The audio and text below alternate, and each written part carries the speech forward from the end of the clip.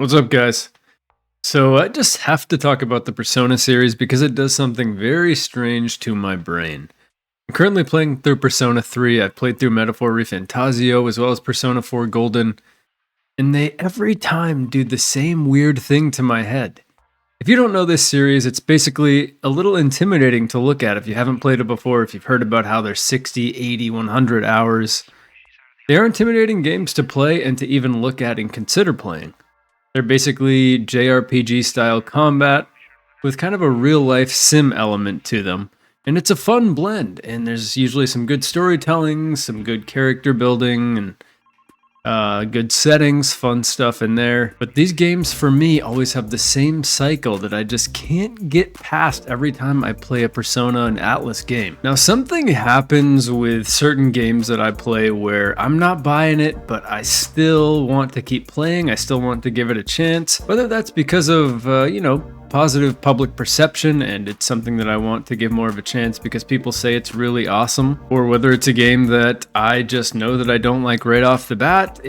There's all kinds of different levels to this, but with the Persona and Atlas games, I find myself really intrigued to start. Whether it's Persona 4, where there's kind of a murder mystery element. It takes a bit to get going and the tutorial's very long, but it's still intriguing. The setting's very cozy. The actual layout of the school is cool. There's just when it comes to the settings of the Atlas, the Persona games, they're always so interesting and different to me though, because in the beginning of these games, I'm really interested. With Persona 4, I was interested in the setting. It was kind of a cozy small town. You had kind of the murder mystery element to everything. It was intriguing, and main character was kind of weird, cool, and mysterious. And then in Metaphor Refantasio, of course, you can't help but be intrigued by the beginning of that game because you go right into it, you're in the action, and they don't mess around. You're immediately running across the desert with the potential to be in fights and get destroyed, but it's still action-packed, and kind of drops off from there, but then picks up again.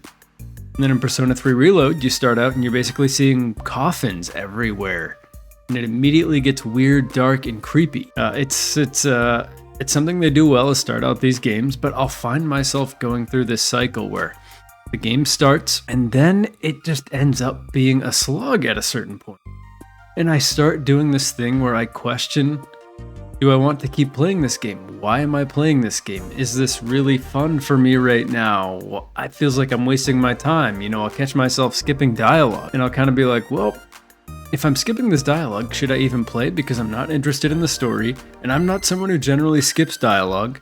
And it's cool that it's all voice acted, but I find myself skipping it, and I just keep going, and it's this cycle that I keep getting into. And then eventually, once I get far enough into the game, I realize, holy cow, this is fun. I'm starting to get the whole balance with the Velvet Room, personas, and everything like that. And it gets fun again, where I'm interested in the combat, and there's so many fun levels to it.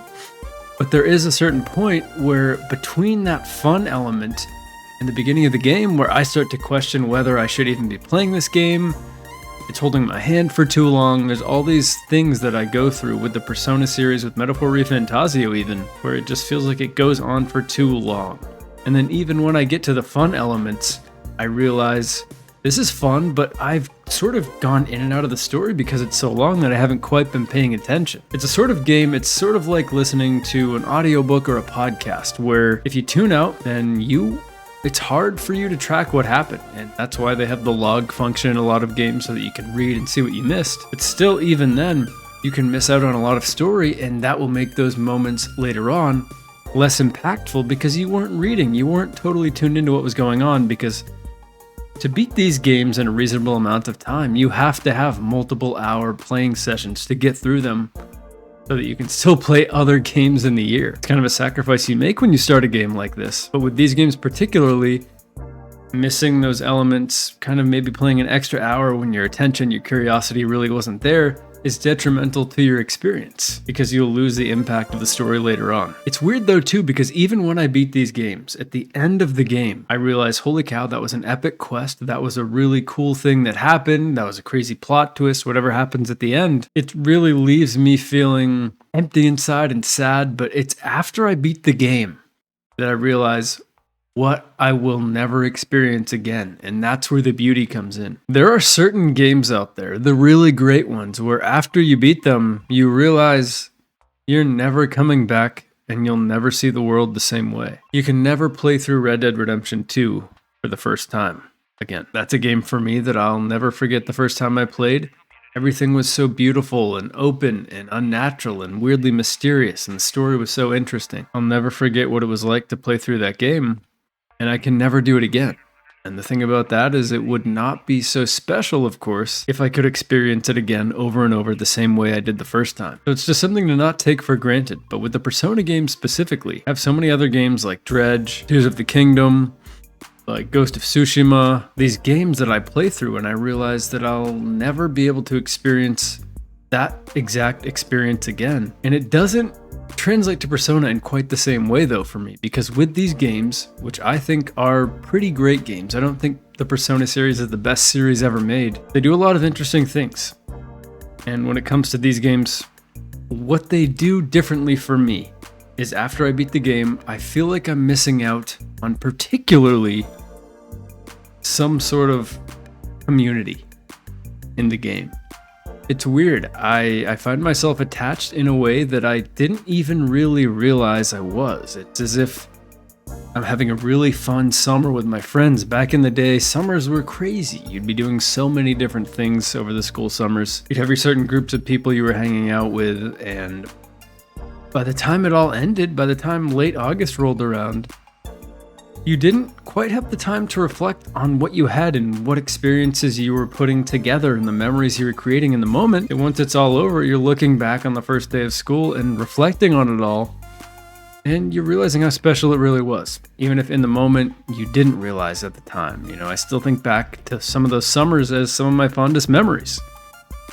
But at the time, there were ups and downs. The times in the actual summer were not always peak experiences. They were tough. It was hard work and there was heartbreak sometimes. A lot of things happened in the summertime, but when it came down to it, really, it was the time afterward where I appreciated how beautiful the moment really was, because I couldn't quite do it in the moment. I think I needed that time. And the same thing is true of the Persona series as well. It's all happening so fast. You're experiencing it all in the moment. You're in these quick, fast-paced battles, and the days go by really fast in that crazy fun cycle where a day goes by just talking to someone, and then you study for academics at the nighttime. And then another day, and you're just always looking forward to the next full moon in Persona 3. Or the next time that there's a specific thing with the TVs in Persona 4. You're always looking forward to that as well. When it rains 3 or 4 times in a row, when the midnight channel comes on.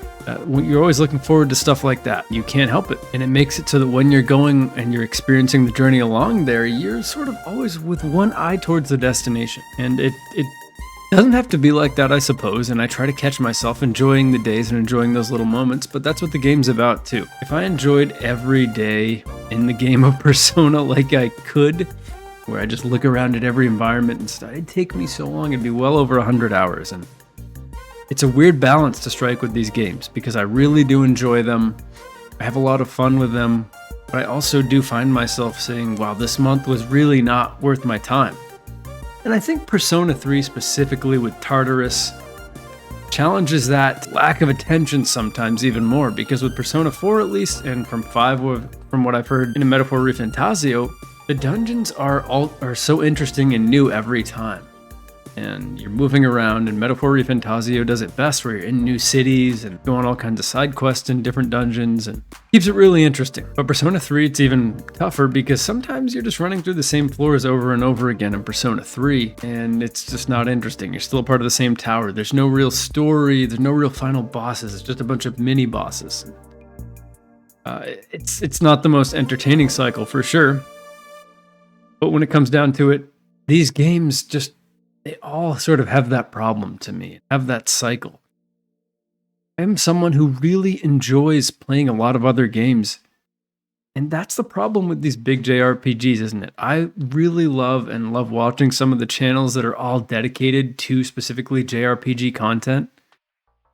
And one game I played a ton of was Fire Emblem Three Houses, and Persona 4 Golden I did play a ton of, and Metaphor Refantasio is impossible to play in a short amount of time. But these games, they capture our attention in such a way that is different from open world games.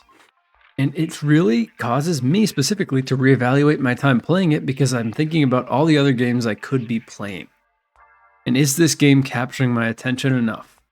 And it's just a cycle I go through. It's part of that persona, that Atlas cycle, where I find myself looking elsewhere. You could say, just like in a relationship or whatever, the second you start looking at whether the grass is greener, it's probably too late. But it's not true of the Persona series. I think it's just natural to look elsewhere when two of your play sessions in a row are literally just you talking to people, not and building social links, but not really learning anything or doing anything too interesting. That's fully possible in those games. And it's not even a flaw, it's just a feature. That's really all it is. But when it comes to these open world games, it's really all about the time you're spending is not always so demanding. Someone I know is playing Persona 5 and is also playing Skyrim right now. What they've told me, and it's so interesting, is that they were playing Persona 5, they were really locked in, but their work has been crazy lately. There's been a lot going on, it's requiring a lot of their attention, so they're very tired when they get home. And they've had to put down Persona 5, and they've started playing Skyrim, which is of course the perfect mindless sandbox game where you really don't have to do anything and you'll find an adventure stumbling upon you rather than you stumbling upon it. But they're open world games, whether it be Breath of the Wild, Ghost of Tsushima, Red Dead Redemption 2, those type of games also demand that kind of time, but it's in a sort of a mindless way, or a way in which you can control how your time's being spent, rather than being forced to spend it a certain way. And when it comes to Persona, they are forcing you to spend your time a certain way, in terms of you can't go straight for the main quest. You have to go through 30 days, you have to go through a dungeon, potentially. Stuff like that. But in open world games, if you want to do the main quest, just go straight there. If you want to explore, go do these side quests. Don't fast travel. You can do all these different things to sort of control your time better.